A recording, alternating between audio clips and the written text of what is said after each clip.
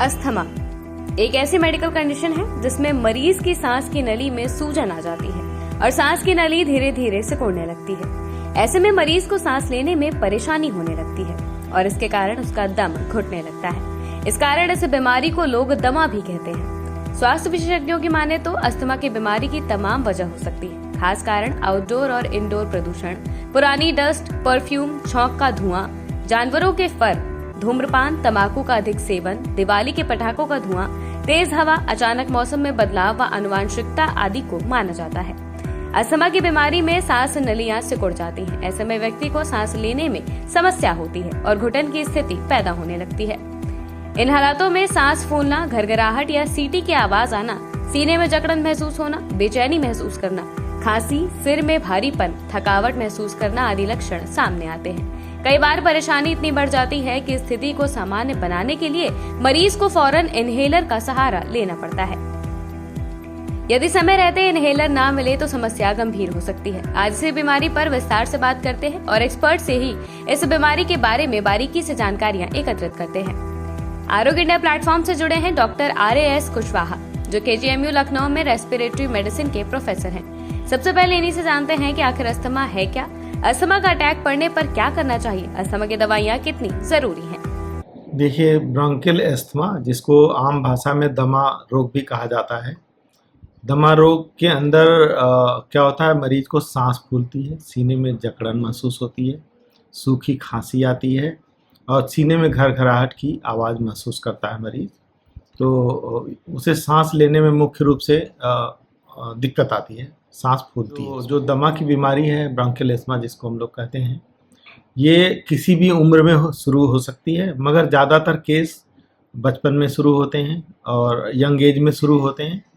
तो इसके लक्षण शुरुआत, अगर इस तुलना का एक सांस की और भी बीमारी जिसको COPD कहा जाता है, तो वो एडल्टहुड और उससे बाद की बीमारी है, बढ़ती उम्र की बीमारी है, मगर ब्रोंकियल अस्थमा बचपन से ज़्यादातर शुरू होते हैं। डॉक्टर कुशवाहा से ही जानते हैं कि आखिर जब मरीज को अस्थमा का अटैक पड़ता है उस वक्त क्या करना चाहिए और क्या नहीं। ये भी जानते हैं कि आखिर कब अस्थमा का अटैक पड़ता है। अस्थमा का जब दौरा पड़ता है तो उस समय क्या होता है, जो सांस की नलियों में, देखिए जो दमा का रोगी है उसके जो सांस नलियां हैं, जो सांस के रास्ते हैं, पूरे रास्ते में एक तो सूजन पैदा हो जाती है, सूजन रहती है। उसमें जो मांसपेशियां जो बोर को कंट्रोल करती हैं, जो ल्यूमेन है, जो रास्ता है उसको कंट्रोल करती हैं, वो उनमें संकुचन हो जाता है। एक तो उसमें सूजन हो गई, संकुचन हो गया, और जो बलगम बनता है वो गाढ़ा चिपचिपा होता है, वो भी चिपका होता है। कुल मिला के हवा आने जाने के लिए रास्ता कम हो जाता है और मरीज को अत्यंत पीड़ा महसूस होती है, मतलब सांस फूलने में बड़ी दिक्कत होती है। तो ऐसे में करना क्या चाहिए, एक तो देखिए हवादार कमरा हो, मतलब वेंटिलेशन होना चाहिए। अस्थमा के रूप में जो अगर वो पहले कहीं दिखाया है, उसका उचित डायग्नोसिस बन गई है, तो उसका बताया हुआ इलाज सही तरीके से लेना है, इन्हेलर को सही तरीके से लेना है। और ज़्यादातर केसेस में क्या होता है कि मरीज समझता है कि मेरा आराम मिल गया तो हमेशा के लिए दवा बंद कर दें। तो अस्थमा की दवाइयाँ जो हैं आमतौर से जो जिनमें लक्षण कंटिन्यूअस है उन्हें लगातार लेना चाहिए।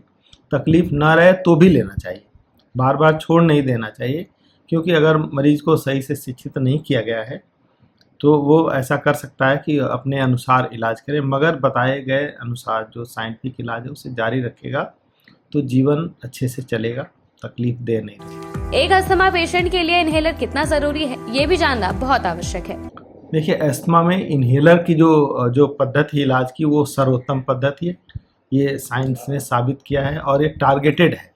देखिए, अस्थमा की बीमारी प्रमुख रूप से, जैसा कि मैंने अभी बताया, कि फेफड़े के अंदर जो श्वास नलियाँ उसमें तकलीफ होती है।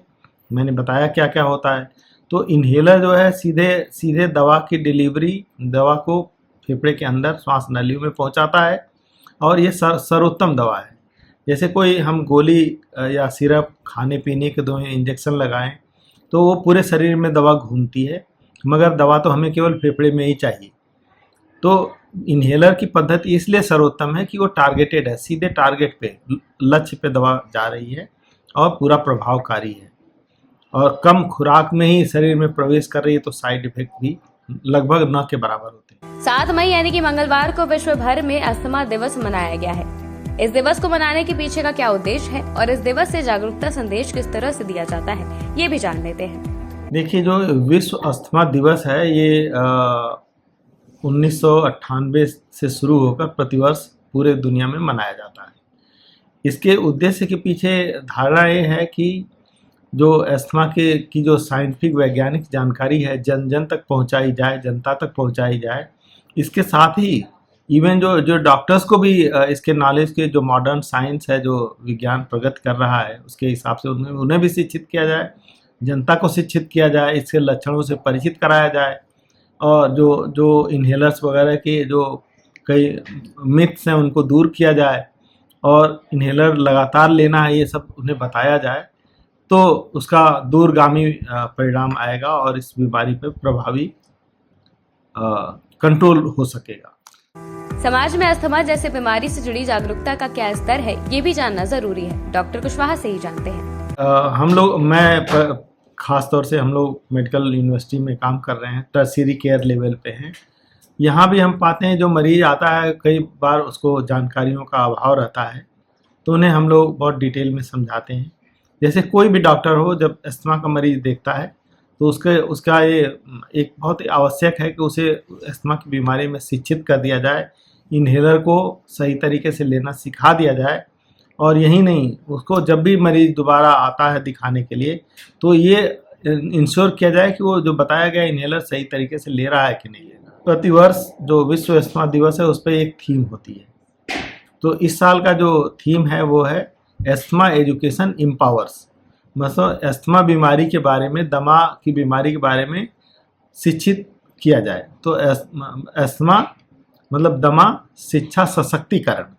अभी मैंने शिक्षा के महत्व को बताया जाए, शिक्षित किसको करना है, डॉक्टर्स को भी करना है, जो इसे जिनका ज्ञान अस्थमा के में कम है उनको भी करा जाए।